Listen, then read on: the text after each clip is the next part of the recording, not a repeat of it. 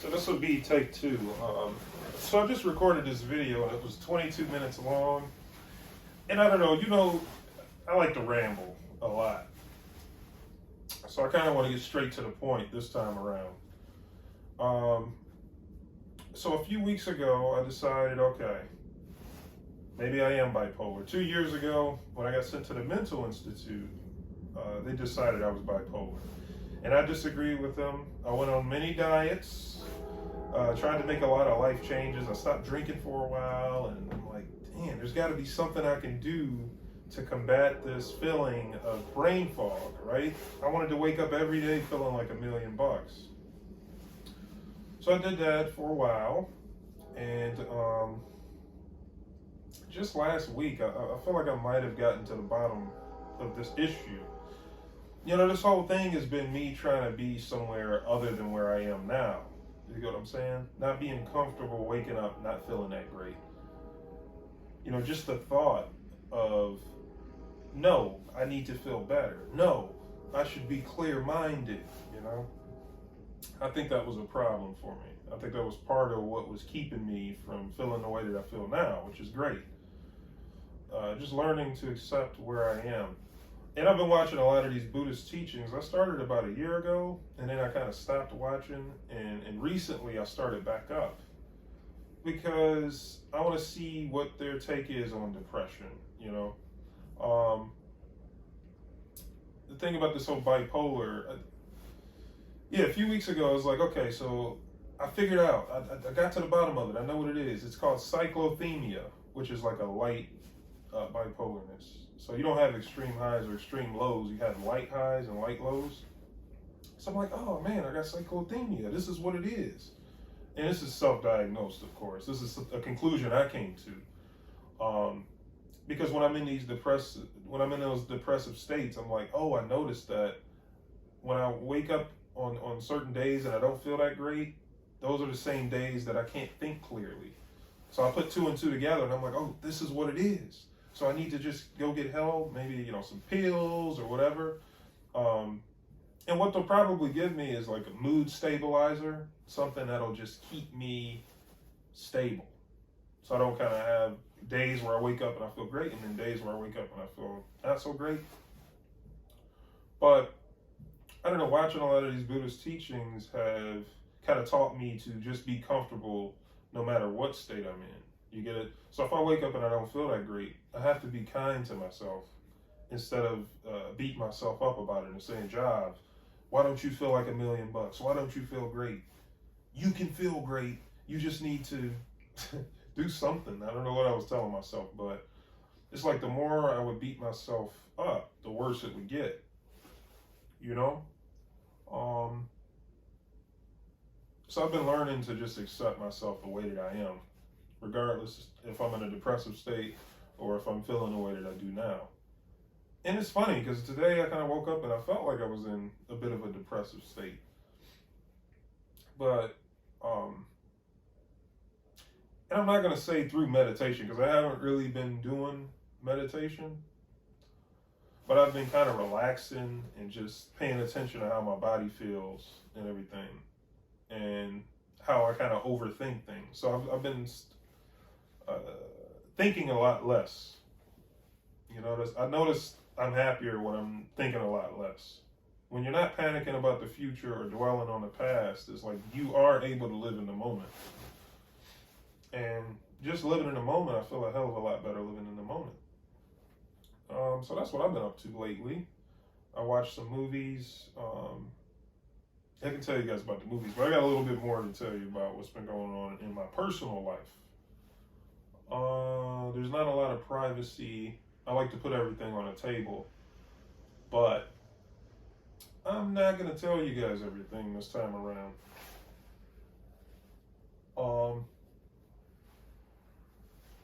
I mean, it's like I said, I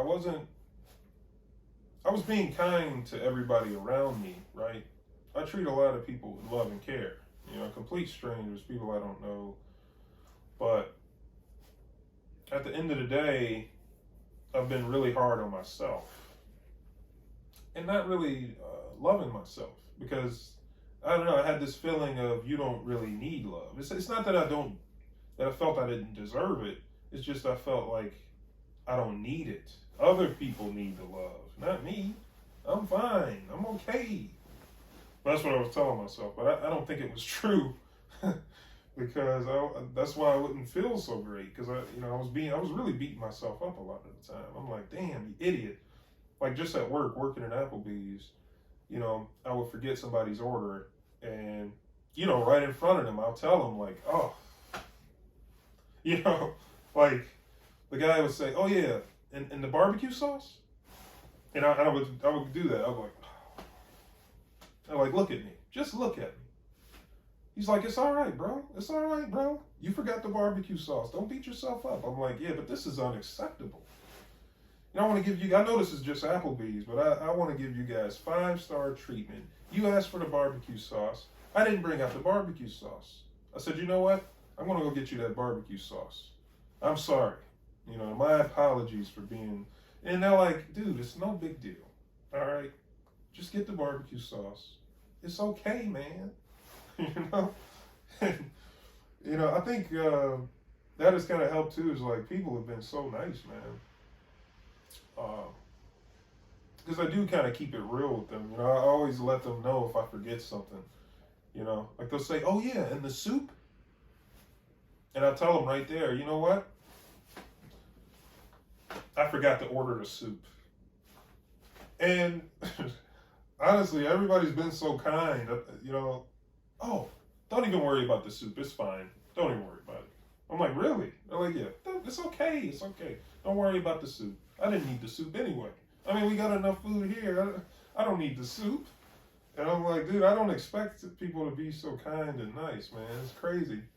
And I mean, I guess they have no reason to be rude or mean, but that doesn't mean, I know the world doesn't work like that, I expect a lot more people to be rude and mean than nice.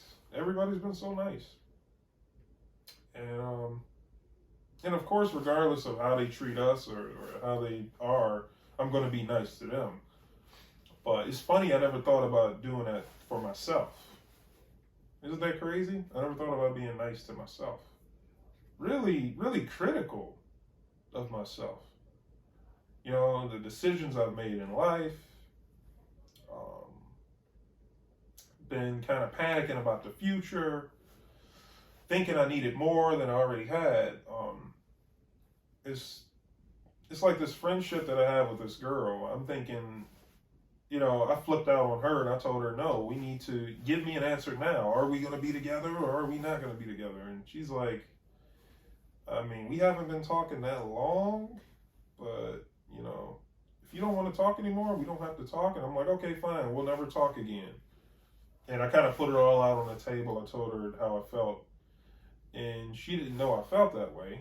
And it turns out I made a lot of assumptions about her that weren't true. Or I kind of made it up in my head, right? Instead of asking her questions, I just made these assumptions. And I felt like I needed to be something that I wasn't. On top of me battling with this whole mental clarity thing, I'm thinking, all right, first of all, I need to be clear-minded. Second of all, I need to be this, I need to be that, I need to be, it just made me more and more unhappy with where I already was. You know what I'm saying? Like, I'm happy with my job. It was just me as a person I wasn't happy with. I'm like, no. You got to be better than this, And I guess that's kind of the, that's like, when it comes to guys, that's all you hear is like, work hard, get to the bag, push yourself. It's just like this work mentality everyone has, that I don't agree with anymore. I'm taking a rest. I'm taking a break. I'm not working so hard. I'm just going to relax and enjoy my time here. As you guys know, I don't really need a lot of these material things to be happy. I don't need $1 million. I don't need a bunch of expensive houses or cars. And this is what I realized when I was talking to her. I was like, when I'm not thinking about us being together, it's like I'm happy with nothing by myself. But when I'm thinking I need to be with you, I'm thinking I need all these other things that you would want me to have, right? But when she told me she's okay with me being the way that I am, and I don't need all these things that I think I need for her, I was like, that made me feel a hell of a lot better. I was like, well, shit. So this whole time I've been kind of panicking about nothing. Now I can relax. I'm like, wow, it was so silly. And now I'm going to be more aware when I start thinking like that, when I start panicking about what I don't have, what I need, and all this stuff. It's like, I don't know where that comes from, where I end up thinking like that. It's crazy. But yeah, I try to be more aware of it so it doesn't happen again. Because nobody likes panicking like that. And it's like, you don't even, you're losing sleep. I wasn't resting that well. I've been resting a lot better lately. Since I've kind of changed the way I'm looking at these things. Like I said, it's just being kind, treating everything with kindness. A lot of these Buddhist teachings and stuff, it's funny because it's not what you would think it would be. I mean, if you've never seen a Buddhist teaching, you may think it's this super serious thing where it's like really strict, but it's not like that at all. I don't know if it's the teacher, this Ajahn Brahm guy I've been watching. He's this British monk guy, and he makes a lot of jokes. He's like mostly borderline comedian. I mean, he must be a comedian or something, because dude always got a joke. He's got jokes in there. Like, it's it's really cool. I like it. And a lot of my beliefs kind of align with the Buddhist beliefs. But yeah, it's like no bad can come out of treating things with love and kindness. Like, no bad can come out of that. And yeah, one of the things he was saying was pretty profound, because I was trying to figure out, what do I do when I get into these depressive states? And and he said, open your heart to depression. And I'm like, that sounds twisted, doesn't it? Open my heart to depression?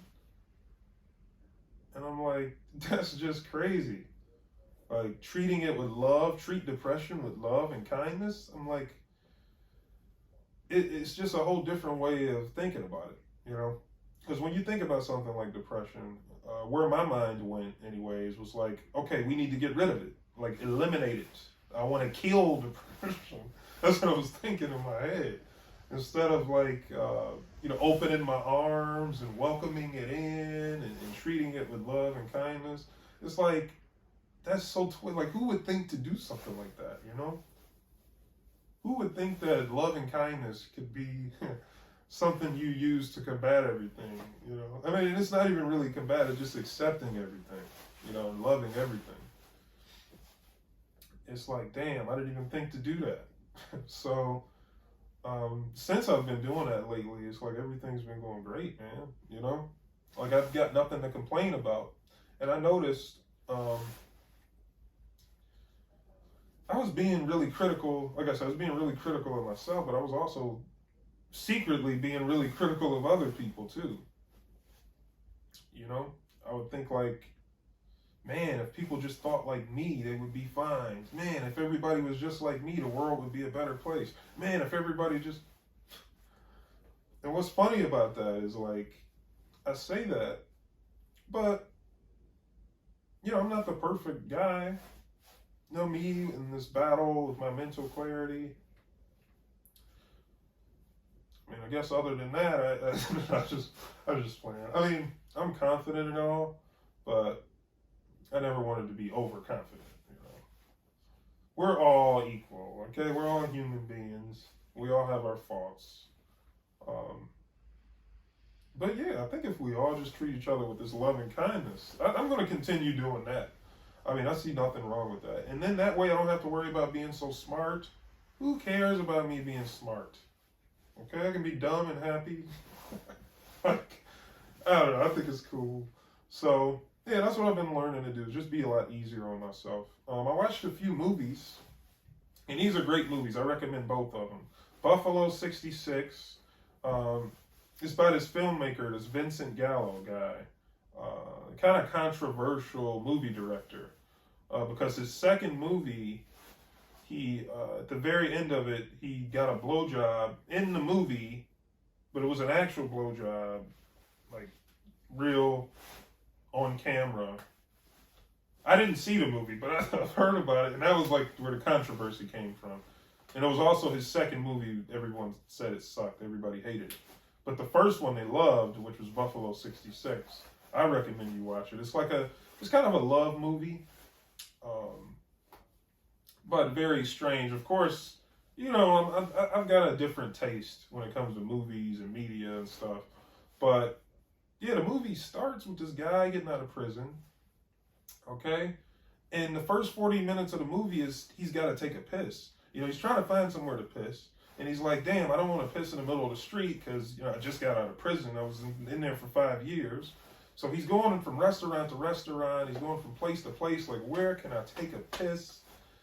And he ends up kidnapping this girl because he needs to...